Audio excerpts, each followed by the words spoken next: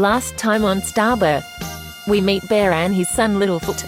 Following the crash from something above, Littlefoot nearly escapes death, being accused of possession. The chief sacrifice. Did it help or hurt the future of our hero?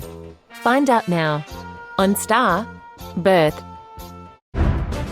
5 years pass since the incident. Hey Big Bear. A voice is heard from inside a huge cave. A teenage Littlefoot then emerges, already the size of his father. I think it's time to hang the big up and call ya old Bear, Littlefoot says. Bear smiles and walks to his son. Boy, I love you more than you could know. And that is the reason I don't show you why they call me Big Bear. He laughs as he grabs Littlefoot by the head under his arm. Littlefoot and Bear laugh as Bear begins to speak. Son, you are coming of age now. And though we do not have a village of our own, you still must find a woman to make sure our legacy lives on. We are of God, my son. Your bloodline is. Before he could finish, a cough is heard from the cave. They head back and see Magenta Flower, Littlefoot's mother. Bear's wife is sick. She says to them, I am okay, boys. We need food for dinner tonight. She smiles and looks at Littlefoot as she says his name out loud. Littlefoot, as she looks over at Bear. Big Bear. The names don't fit. They all three begin to laugh when a rumble is heard a bit of ways away.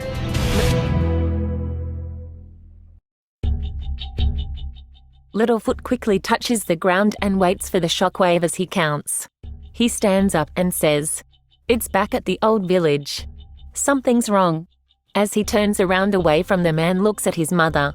Good for them. Maybe it's that imaginary god they sacrifice kids to. Big Bear gets angry and slams his foot while grabbing Littlefoot by the shoulder. The gods are not imaginary. He yells, The foolishness you speak. I don't know where it comes from, but you will not disrespect our elders before me. As Littlefoot shakes off his father's hand, he walks away. Yay, why haven't we seen one yet? He leaves the cave and goes for a walk. Big Bear looks at Magenta as she speaks. He is still a boy. He has you to guide him. And he is all alone. Don't give up on him, Big Bear. He nods his head and stands up. He goes to catch up to Littlefoot. Son. He looks around. Littlefoot? He does not see him. He runs out looking into the woods. He screams back to Magenta. I'm going for the boy. He went out on his own. To the village. She asks. I'm not sure.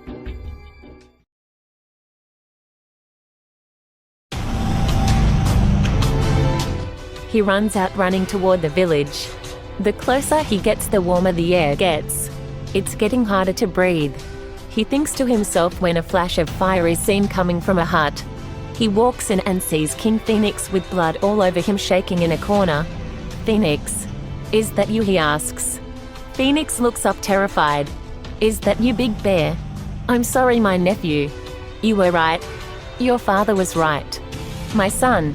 As he is trying to finish his sentence, a hand breaks through the wall and pulls him out headfirst, nearly skinning him off the bricks the hut was built of. Big Bear, wide-eyed, backs out of the hut. He sees beings with wings flying, crawling, and stomping through the village, killing anything in the way. Big Bear looks around, watching the chaos. What is going on? He says, as he thinks to himself. Littlefoot? The rain begins to fall even harder through the trees above. Big Bear tells Littlefoot, gaining the attention of a demon-looking man. Making direct eye contact with Big Bear, he smiles and begins walking toward him through the havoc between them. Big Bear begins to run, but when he turns around, the demon is in front of him, smelling him. Big Bear then hits the demon with his axe, which digs deep into the demon's neck. Steam flies out of the demon as he snarls and shows his teeth to Big Bear. The demon then swings its claws at Bear, who is cut across the chest, bleeding profusely. He then stabs the demon in the eye with an arrow, causing it to fall back. Bear then tries to limp away when another demon flies above him and lifts him into the air. A spew of 5 arrows on fire come from nowhere, piercing the flying demon, making it drop Bear. Littlefoot is then heard yelling, Father. Bear looks over to see Littlefoot running toward him. Littlefoot then yells, Duck, as he throws his axe, hitting a demon who was creeping up behind him. He runs over and picks up Bear and a loose bow. "We gotta go." As he helps Bear begin to walk, almost making it out of the village, a voice is heard. "Well?" You return. Littlefoot and Bear look back to see young Hawk looking possessed. Surrounded by an energy, he laughs at the two. "Ha ha ha! My uncle and my cousin. Here to die alongside of my father. And who said family traditions never die?" As he points to them, he says to the creatures, "My new family. Bring me their head." As Bear opens up a sack of dust from his waist, he says to Littlefoot, "Run now. I will catch up. This is the ashes of our ancestors. You take it with you. And go to your mother and get far away." Littlefoot says to Bear, "No, I won't leave you. You'll die." Big Bear looks at Littlefoot and says, "If you don't go save your mother now, she will die. I will catch up, boy. Now go." He screams. Littlefoot runs off into the woods. As he runs, he hears an explosion. He stops to turn around and look and is hit with a shockwave, sending him crashing into a tree, knocking him unconscious.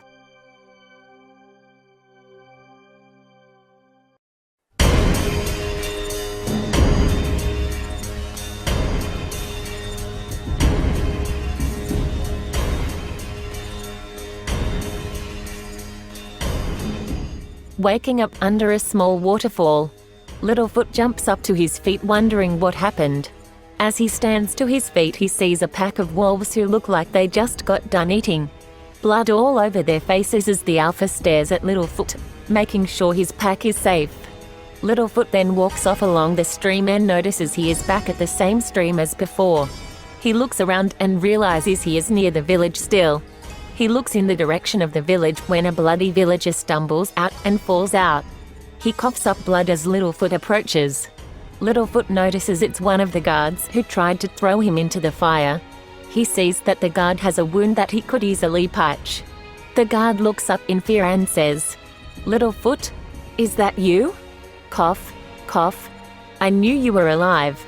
Please, boy, save me," he begs. Littlefoot stares at the man, remembering what happened. "You lied on me. You told the village I did horrible things." He stares at the man, getting angry. "You killed that man, and you blamed it on me." The guard says to Littlefoot, I'm sorry. I didn't understand the implications. I did not know they would burn you. I thought you were already on your way to death." "You couldn't speak." Littlefoot then grabs the man by the neck. "And now look," Littlefoot says. He begins to squeeze and then is struck inside his head with an unbearable pain. He screams as he lets the man go. He falls to his knees steaming. He then is seen in a dark, voided area. A voice speaks to him. "Your name is not your name."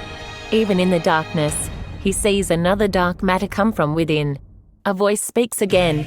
"You are Nahmu, born of the darkness, before the light." He awakens to see that day has gone to night and the man lay dead at his feet. He stands up worried, not knowing what happened. He runs off back toward his cave. When he reaches it, he yells out for his family. "Father, mother, I'm home. Before he can finish his sentence, the demon who earlier struck Bear is seen walking out of the cave. "Mother," Littlefoot questioned. "Where is my mother?" he yells. The demon then wipes blood from his mouth. Smelling the air. "It's you," the creature hisses. Littlefoot, about to lose control, storms the demon with bare fist. The demon easily throws Littlefoot around, laughing. It cracks its neck and speaks. "You're the one I smelled that got away before we got the other one. I tracked you to here through your scent. I hate your smell. I must bury it." As he shows his claws to Littlefoot, he is then pierced directly through the heart from behind. A monster who looks like him stands behind him as the demon says, "Dead."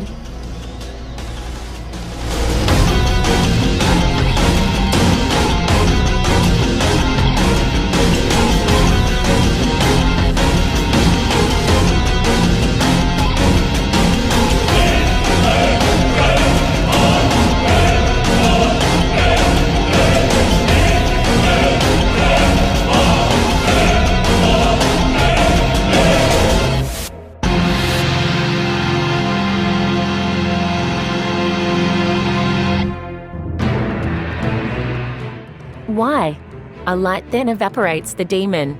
Thed looks at Littlefoot. "We must go now or your world will be destroyed." Littlefoot looks angry and says, "What are you? Where is?" He pauses to look back toward his mother's room. He runs back to a horrible sight of his mother dismembered as if she was eaten by a pack of wolves. He screams and begins to cry. As Thed comes and says to him, "Cry and gain nothing or move and save everything. The choice is yours." He then walks away. Littlefoot stands up and walks out to the front of the cave. He grabs his father's armor and weapons as he comes outside. He grabs a bow and arrow and pulls it back to aim at Thed. "You are one of them," he says. Thed turns his head and says, "Yes, but I am not of them. The stupidity of those fools will be our destruction. Following a human for a little piece of living." Littlefoot speaks. "So what do you want?" Thed turns and says, "To go to sleep." Littlefoot puts his bow away. "My father," he says. "Did you see what happened to him?" Thed looks toward the forest and says, "No." Littlefoot, curious, looks on and says, "So what's going on?" Thed says to him, "Let's walk and talk." As they begin walking, Thed goes on. "At your village, a demon by the name of Itty spread lies to the elders, claiming to be a god. But he is just a son of a lesser being known as a Nova god. We are all his sons born in his image, but bound by the gods to live in a realm called Hell. He intends to open up a portal for dead human spirits. He wants all of the souls to be trapped by his sword. The humans just need to be influenced. A leader, a king, someone the people believe in, to lead them down this spiritual destruction. Convince them that certain things such as sacrificing children and animals are among the righteous, but they will be of the impure. And that sickness will stay relevant in this world for thousands of years if we cannot stop it now. And over that time, Itty will collect the power of the god of this planet." Littlefoot steps in and says, "So why do you not take part in this?" Thed looks at Littlefoot and says, "I told you, I just want to sleep. And I can't do that if he is awake." Walking the planet, Littlefoot then asks, "So what are we going to do?" Thed speaks and says, "We need to go to the kingdom and talk to the leader of this planet." To which Littlefoot says, "TCH, leader, more like leaders." The story is told that thousands of years after the Universal War, the world split up into factions by color, height, beliefs, you name it. There's a faction for it. Thed then goes on to say, "The kingdom of the gods. There is a human who has influence over all." Littlefoot says, "So we're just gonna walk in and say, what exactly?" Thed says to Littlefoot, "You're going to walk in and tell them that if they don't come with you, the world as you know it will end." A white orb is then